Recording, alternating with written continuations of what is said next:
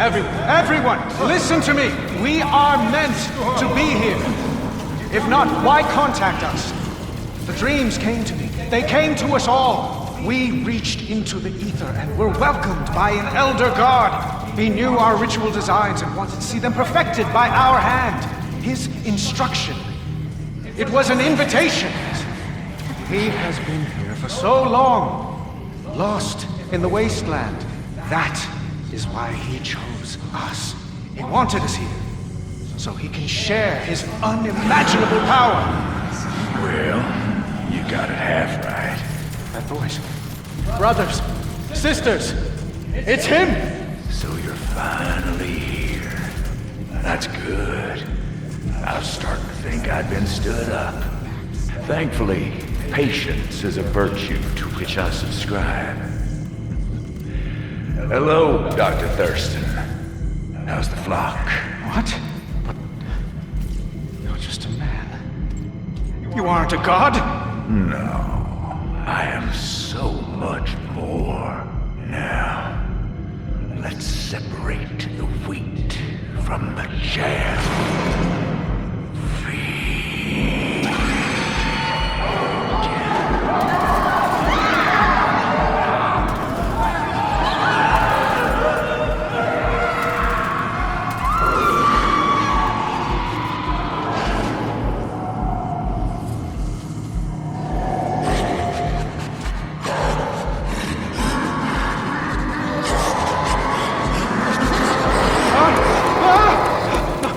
Get away from me!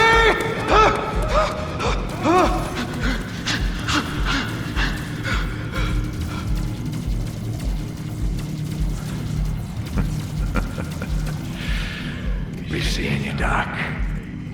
It is an absolute tragedy that Shem cannot see what I have uncovered. He was merely lacking the advanced instrumentation to fully realize his theories. Everything we are taught about our planetary neighbors is a lie. Mars, Titan, and Venus were all home to ancient civilizations. It is remarkable. Eons of life, war, struggle, and eventual extinction. So long before our own planet could support a single cell of life. But that is merely the beginning. What resided on their grounds is nothing compared to what they collectively worshipped. Now I have, as yet, been unable to discern if the voices that guided them are the same that guide us. The ruins left behind on those planets are not so unfamiliar. They are geometric, aligned with stars, much like the pyramids in Giza. They built imposing structures with exacting alignments, constructed to harness places of power, much like the ground beneath my very feet. To think that, as far separated in time and space as they were from Shem, they may have both discovered the keys to eternity. I feel so connected to these lost people. They too were reaching out into the darkness to find answers. I am in awe of their efforts. And I wish to honor them by going where they could not.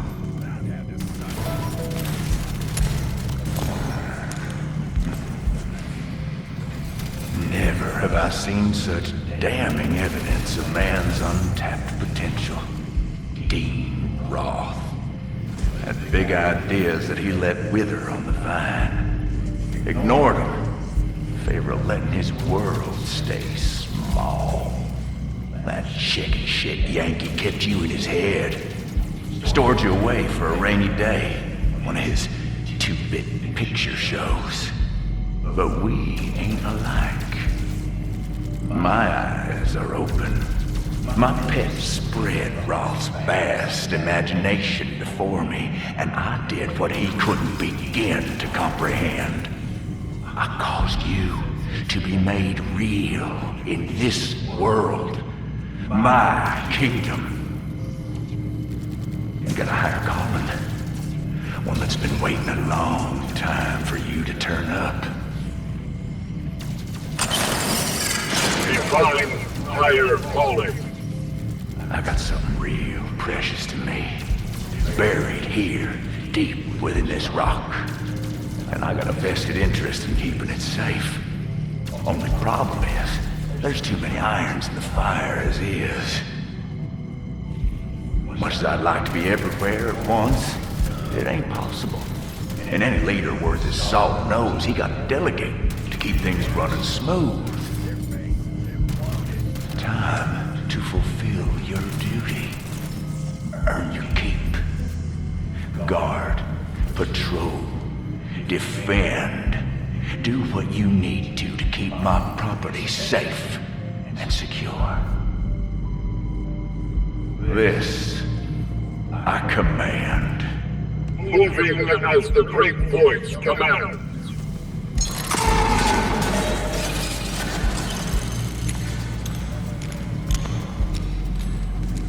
An unforeseen complication was encountered while implementing Shadowsmith Watch Protocol.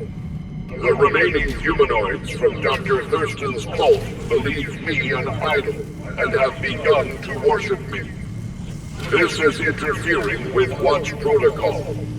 No solution to this problem is available in current programming directives. Attempts to explain that their disruption of patrol is detrimental has resulted in more interference due to follow-up questions and anointing me with oil. However, the oil has proven an excellent lubricant for joints and servos, so there is some benefit. It may have been a miscalculation to eliminate Dr. Thurston. If he were still alive, these humanoids' unwarranted attention would be his responsibility. Simulations suggest demanding blood sacrifice may discourage their growing attachments. Data projections show that a 30% culling of their population should suffice.